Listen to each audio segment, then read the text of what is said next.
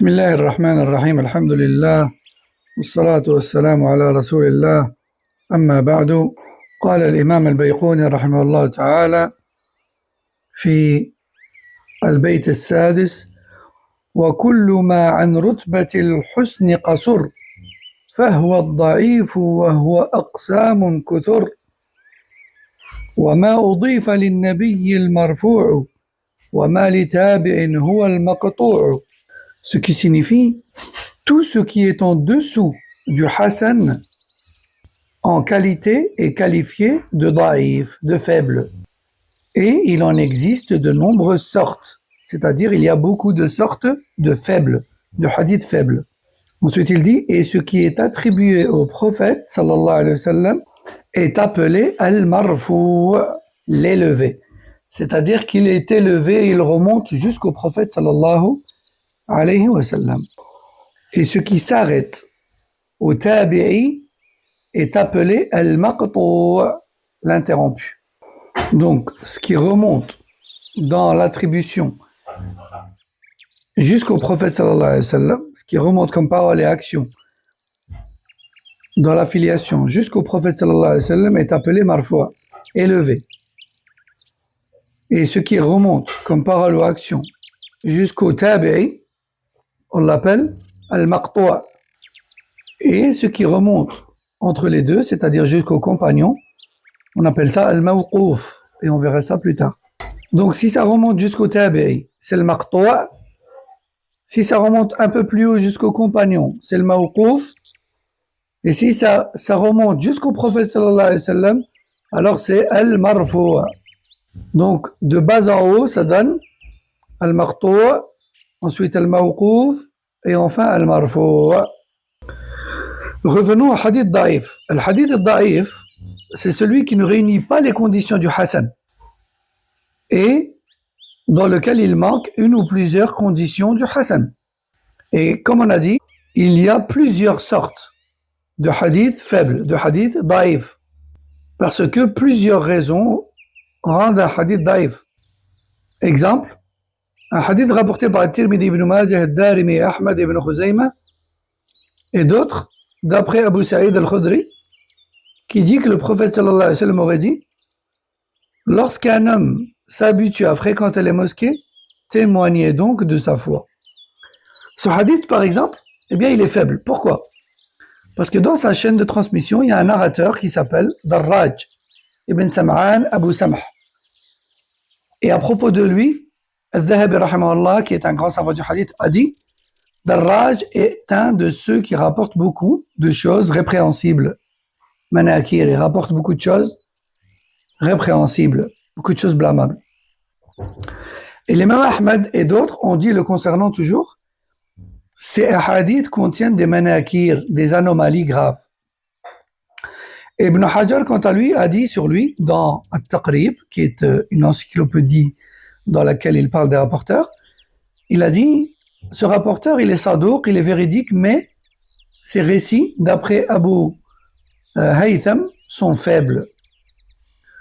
Donc là, on a vu l'une des raisons pour lesquelles un hadith peut être faible, à cause d'un rapporteur non fiable dans la chaîne. Et il y a bien sûr, comme on a dit, plusieurs types de hadith daïf et plusieurs raisons qui rendent un hadith daïf. Donc c'est quoi le hadith daïf? C'est celui qui n'est ni parfait dans l'excellence et l'authenticité comme sahih, ni même celui qui est en dessous, à savoir al-Hassan, le bon, satisfaisant. Donc, il est juste en dessous, et juste en dessous, c'est quoi? C'est al-daïf, le faible. Donc, je rappelle que al-sahih, c'est celui dont les rapporteurs de la chaîne sont tous excellents, en confiance, en mémoire, etc.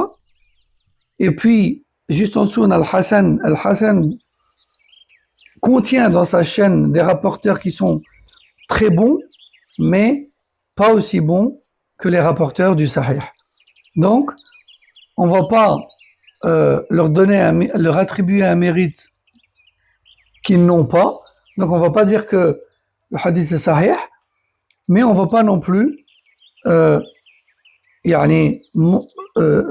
manquer de considération à la juste valeur de leur personne et de ce qu'ils rapportent. Donc, on ne va pas dire qu'il est faible. On va dire qu'il est Hassan.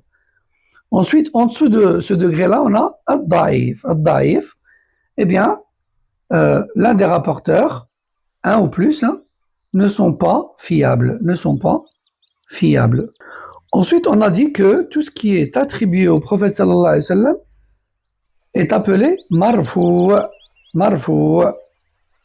Ça peut être une parole, ça peut être une action qu'il a faite, ça peut être une approbation.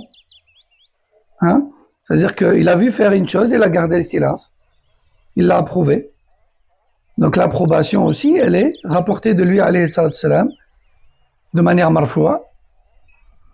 Ça peut être aussi une description physique ou comportementale, donc physique ou morale. Tout ça, ça peut être rapporté et affilié et attribué au prophète sallallahu alayhi wa sallam. Et ça, c'est ce qu'on appelle al-marfou'. D'ailleurs, on va en profiter pour donner un exemple de marfou', un marfou' verbal, par exemple. Quand le rapporteur dit « le messager d'Allah sallallahu alayhi wa sallam a dit », ça c'est clairement un hadith marfou' verbal. C'est-à-dire qu'il attribue une parole directement au prophète sallallahu alayhi wa sallam. On a aussi le marfou' par l'action. Par exemple, quand le rapporteur dit « j'ai vu le messager d'Allah sallallahu alayhi wa sallam faire ceci, cela ». Ça, c'est une action qui est attribuée au prophète sallallahu alayhi wa sallam. Donc, c'est un marfou' par l'action. Encore, al-marfou' par l'approbation. Al-marfou' al-taqriri. Comme lorsque le rapporteur dit « un acte a été accompli en présence du prophète sallallahu alayhi wa sallam et il ne l'a pas désapprouvé ». D'accord ? Et à côté de ça aussi, les savants n'ont jamais rien trouvé de rapporter le condamnant. Donc, ça reste une approbation marfou'a, qui remonte jusqu'au prophète sallallahu alayhi wa sallam et qui est attribuée au prophète sallallahu alayhi wa sallam. Donc, le marfou' par approbation. On a aussi le marfou' descriptif. Comme lorsque le prophète sallallahu alayhi wa sallam dit « le prophète sallallahu alayhi wa sallam était le plus vertueux des gens en caractère ». Ou encore lorsque certains rapporteurs disent « il avait la peau blanche et légèrement rosée », par exemple. Donc ça, c'est un hadith marfou' descriptif. Non. Donc ensuite, il a dit quoi ? Il a dit que ce qui est attribué au prophète sallallahu alayhi wa sallam, donc c'est le marfou', ça on vient de l'expliquer, et ce qui est attribué au tabi'i, quant à lui, eh bien il est maqtou'. Donc quand on rapporte une parole ou un acte, ou une description, ou une approbation d'un tabi'i, on dira que ce athar, ce texte, il est maqtou'.